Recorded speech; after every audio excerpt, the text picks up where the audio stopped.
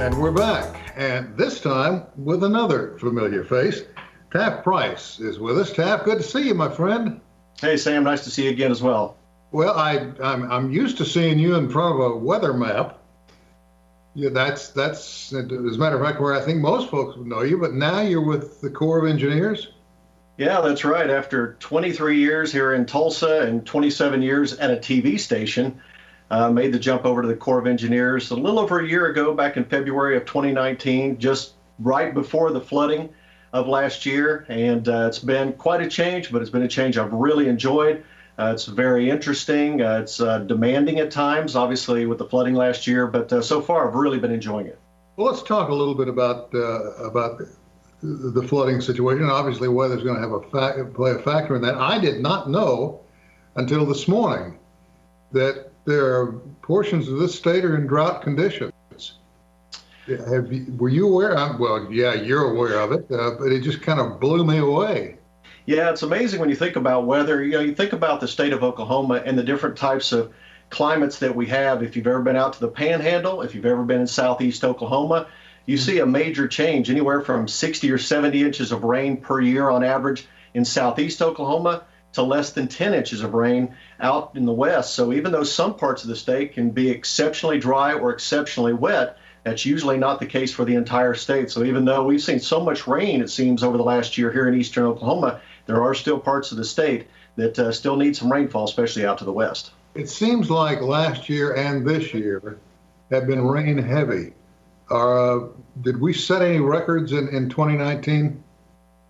There were some locations that saw some top five rainfalls for the year. I know that looking at some of the Oklahoma Mesonet sites that we get a lot of great information from, if you've ever been on the Oklahoma Mesonet, you'll know over the last 365 days, I know there were some locations in far eastern Oklahoma, Sam, that had picked up over 80 inches of rainfall for the last 365 days. So amazing amounts of rain in parts of the area. While again, other parts of the state really didn't see the heavy amounts that we saw here in eastern Oklahoma.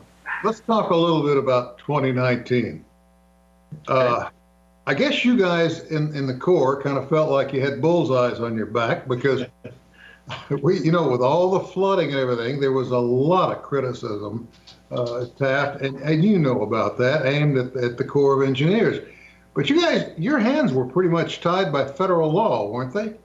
Well, that's exactly right. All of the reservoirs that we have, they're regulated in accordance with a congressionally authorized water control plans. Each one of them has one of these. And for the Tulsa district of the Corps, we have close to 50 reservoirs from most of Kansas, all of Oklahoma, the Texas Panhandle, and parts of northern Texas.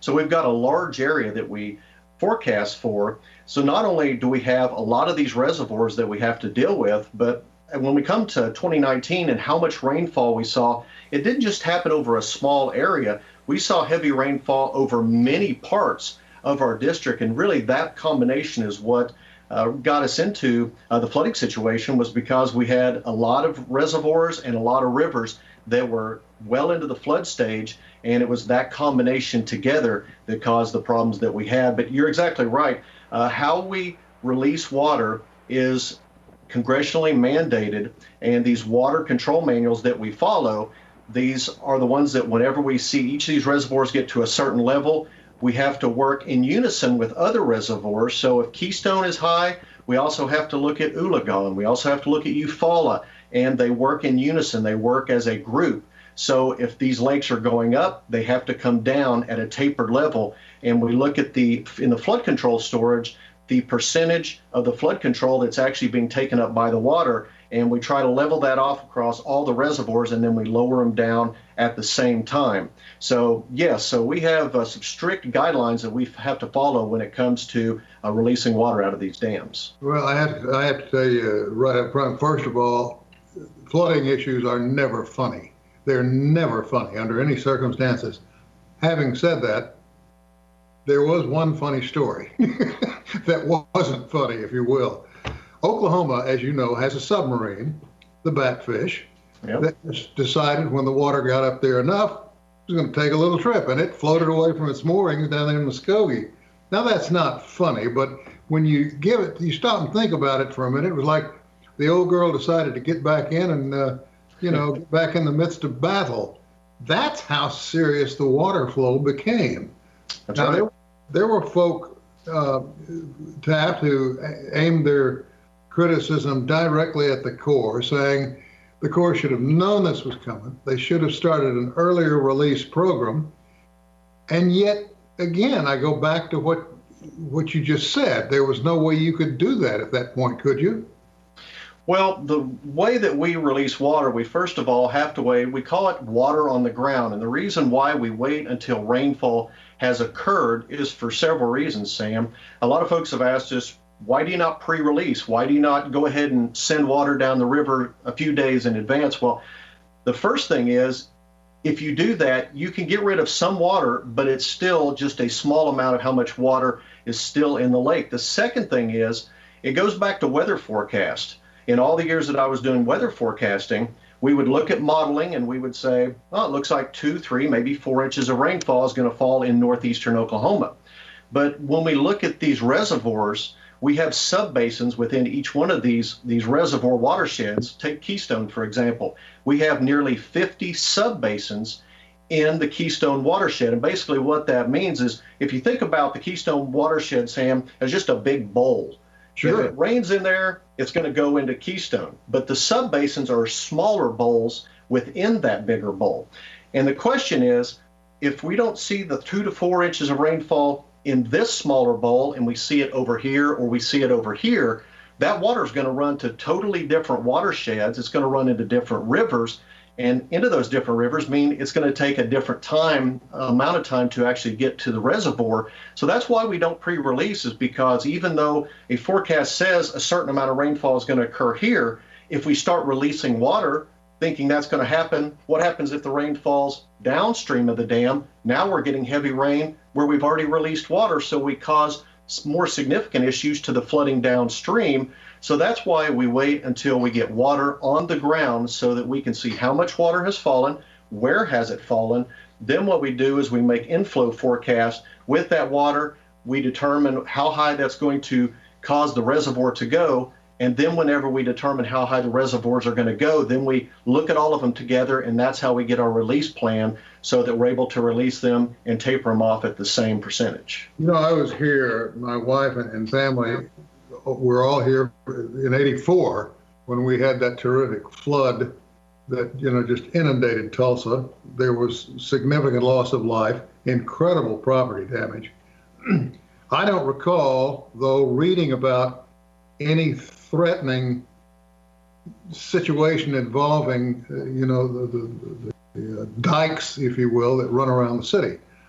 And I got to thinking about that as we watched the waters come up on the Arkansas River, for the containment areas that supposedly would keep the water from coming further into Tulsa, all of a sudden were under threat and under serious duress.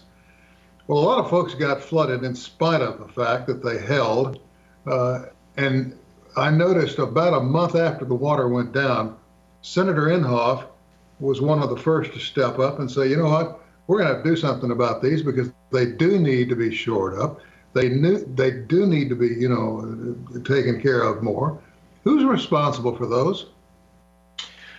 Well, obviously that is a combination with the Corps of Engineers and the levee commissioners and several other groups. And we've had some other members on our Corps team work with the folks in the city and the county with that, and they've come up with some really great solutions to that. But you bring up a good point, Sam. Whenever we release this water, whenever we have water that gets to a certain level in each of these reservoirs, and we have to start releasing water, you have the channel where the water is going into. You only have a certain amount of channel capacity, and we always try to keep that water underneath that capacity, so that way the water flows through the river with no problems at all. And we had so much significant water that the flood storage that we had in Keystone that we had to release more and more water. So it was those areas that were very close to, if not in the regulatory floodplain, that were impacted the most by that. And the levees themselves, the Tulsa West Tulsa levee, the Jinx levee, as well as the Keystone Dam, We calculated that those three actually prevented about $1.8 billion in damage just in Tulsa County with this one flood itself. So all three of those work together, to create a big benefit for Tulsa County. But again, the Corps has also been working with the levee commissioner and other folks with the city and county to get those shored up. So it's not a moot issue at this point. I mean, there's still ongoing behind the scenes activity involving the levees. Oh yeah, the levees are always keeping an eye on it. And after last year, they were really taxed with all the water that was coming down the river. So now looking in hindsight, now they've had a lot of really good meetings together to determine what needs to be done, if any improvements need to be done with that. So that was one good thing that came out of the flood with the levees, is to see what improvements might need to be made there in the future. Now, I've got about a minute and a half. I want to ask you about the Keystone Dam. How safe is it? The Keystone Dam is very safe. All of our dams are quite safe.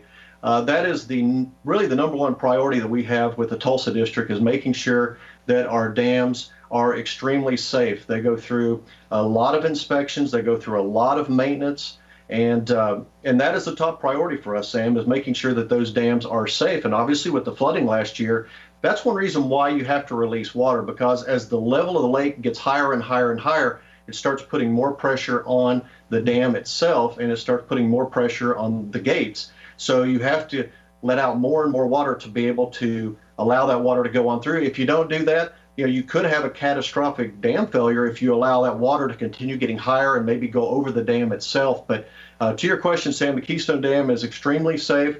All the dams that we have are extremely safe, and again, they are well maintained, and the maintenance on those happens very, very frequently, so folks can be safe. I hate to do this, but we are completely out of time. Thank you for coming by, talking with us. We'll do it, Sam. Anytime. Glad to see you again. Okay, my friend. Thanks for joining us. We're all out of time, folks, and we'll see you next time around. For now, good night and good luck.